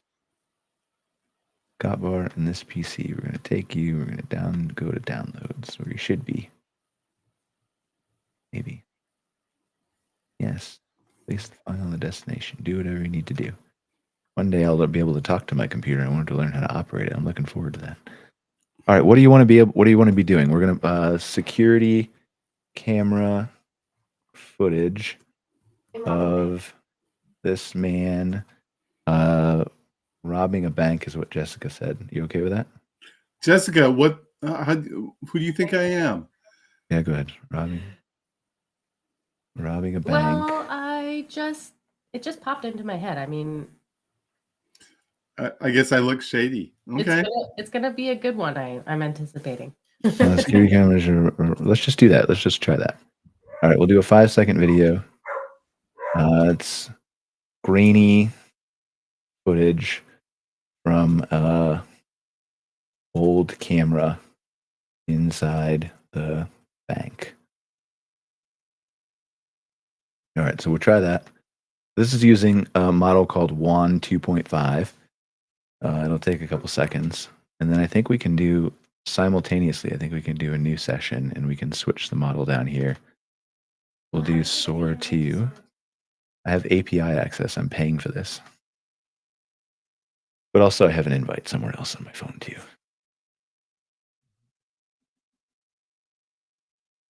All right, so we'll go here and then we'll just, sorry, this one failed. Which one was that? I don't know.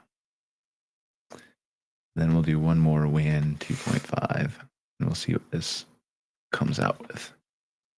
But Sora 2 is not the only model here, right? And then we'll do a 10-second one here. And then I gotta do a start frame. And then we'll go. All right, so while that's running. All right, so like, yeah, I don't, sometimes I will tell you as this AI and robotic stuff progresses forward even faster and faster, I feel like I'm one of those people on the street that's like, the end is near, ringing the bell or whatever else, right? Like, I feel like I'm a doomsdayer and I'm really not. Like, I'm very hopeful for the future. I just feel like we have to talk about this as a society. And I don't know, I feel a responsibility to help lead that charge. Maybe that ends up making me an outcast. Maybe people look at me like I'm crazy, but I feel like history tells a different story. What do you think?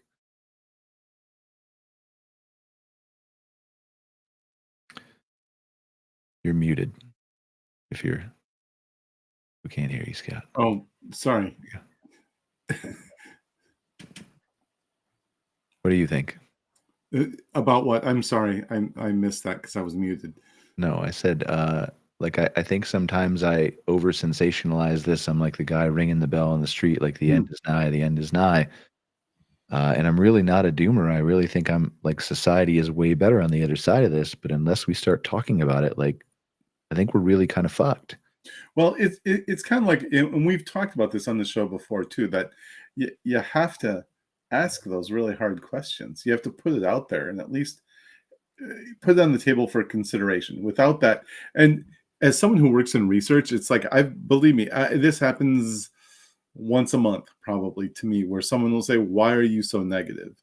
And I'm like, "Well, it's kind of my job. It's what I do." You know, we look at things, we look at things critically, and sometimes it comes off as negative. But if you don't ask those questions, if you don't put them out there, they'll never get considered, because everybody wants to look at the rosy side of things. And the only way to have, critical conversation is to do that and put it and challenge people and put it out there. So it's a necessary part of the process. That kind of the whole critical thinking, I started my career in academics, and what we used to do every Friday is we'd sit around a big table, and all these, doctors and eggheads and everything would sit around, and someone would present their research, and the whole goal was to tear it apart, to completely tear it apart. Yeah. And, at the end, some people couldn't take it. I remember the chairman, on more than one occasion saying, "You know what? You might want to consider a different career, because if you can't take this, but this is what we do. and this is how you get better, and this is how you be the best. So anyway, it's kind of a long way of saying you have to. It's part of the critical evaluation process. All right, you ready for this? This is not going to be as good as Sora 2, I don't think, because we're in the app. Because like I start framed you from this picture, so I don't know how it's going to morph into a grainy video footage, but we'll see what happens.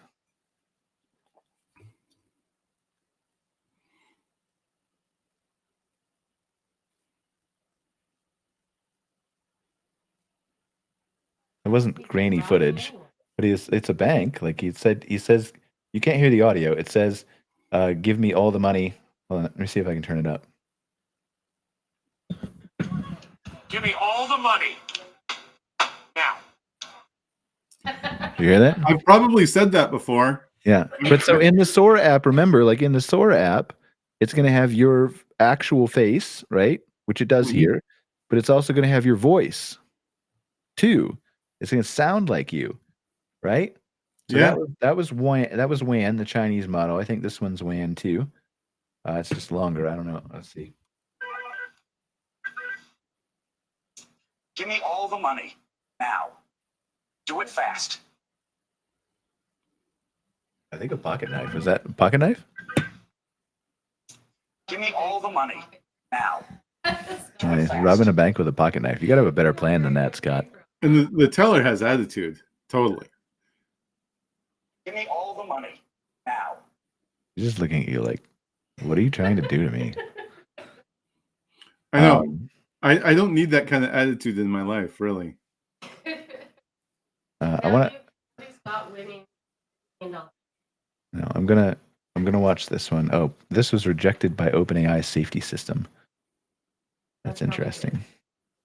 It's probably because of the photo, right? Like we don't have rights, so that's good rights usage from the API. That helps with the non-watermarking of stuff. But still, like it's just like anything could be real, whether it's an individual person or not. I can make any video do anything. No, like 'cause it had to start. Like she said, it doesn't think it was grainy footage or whatever from an old camera because I think it had. We chose to start the frame from that picture, right? Mm-hmm. Whereas if your face is cloned in there, it's different. But like, I don't know. Like the amount of stuff that's going to change, just I can barely keep up with this stuff, man. I can barely keep up with it. But some of this thought leadership needs put out into the world. I think I'm going to do a LinkedIn video later talking about the software stuff, maybe. But nobody's thinking about that stuff with Claude Imagine. I mean, if that's possible, you like, and you have to remember too, the things that we're seeing businesses do with this stuff, it takes 18 months on average to reinvent business processes and create new software and new things. And right. So we're like 18, what you're seeing now come out of businesses that are a result of layoffs, right? Outside of Microsoft and Google probably, and Meta, are the result of like 12 to 18 months of work with AI. So like in other words, we're behind what the current models are capable of right now. Does that make sense? Mm-hmm. So the current models today, like you'll start to see the impact of those in 2026, the end of 2026 probably. And that's assuming everybody can't move faster with coding and everything else. Like this is just the compounding effect. Like there was that huge article about 95% of pilots in enterprise with AI failed. Well, 95% of pilots with everything in enterprise fail. And then they figure out how to do it better again. That's the whole point of a pilot, right? Yep. So I don't know, man. Say something cheery to end the show on a cheery, happy note. That my cheery note would be that, you know, I think all this stuff eventually will, you know, make us better at what we do. I think that even with the videos being kind of sketchy and, you know, as the video talked about the slop, I think it's good to view content skeptically and to you know, cross verify to make sure that what you're seeing is true, because you know we kind of live in an age right now where people believe everything that's put in front of them, and that's not where you want to be. So maybe one of the side effects of some of this is that there will be ways developed of, one, detecting when this stuff happens, and maybe we'll, on the other side of it, we'll see a greater amount of credibility placed in certain, sources of content, and whether it's reporting, videos, all that. So there has to be. Right. Without it, we will not be able to function. So exactly. So something has to happen, and that will happen. I feel like that will happen in parallel with what we're seeing now, because how many years do you think that's going to take? Honest question. We're still trying to regulate Facebook from a government perspective, right? Right. I don't know that I believe what you're saying. I just don't know if it's going to happen in parallel. That was my optimistic view. Oh, sorry. That's right. I'm sorry. Absolutely, Scott. What a brilliant take. I completely agree with you.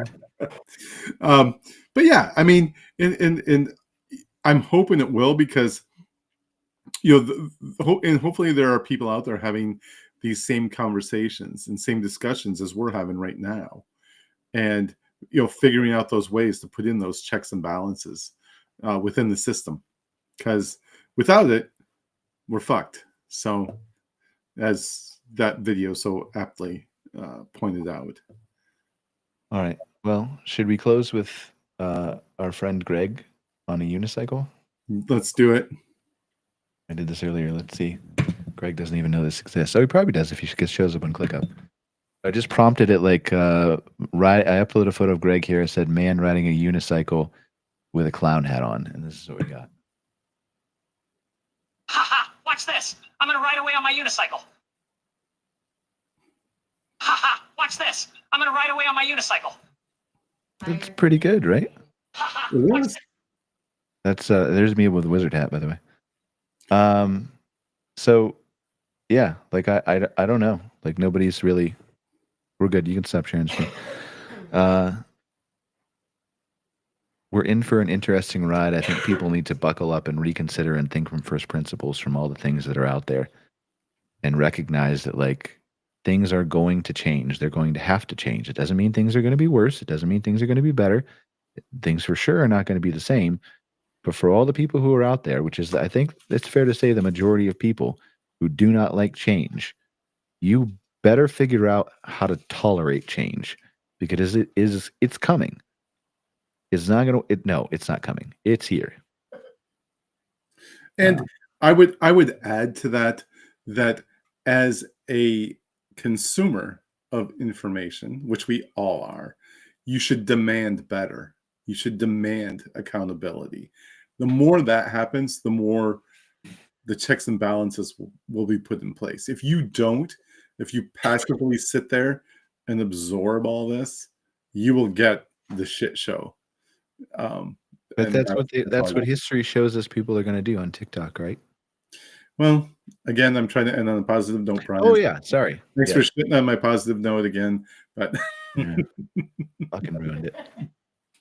Okay. Thank you guys for joining us for another episode of Outwired. We will see you next week when we talk about butterflies and roses. Awesome. Bye, everybody. Take care. Peace.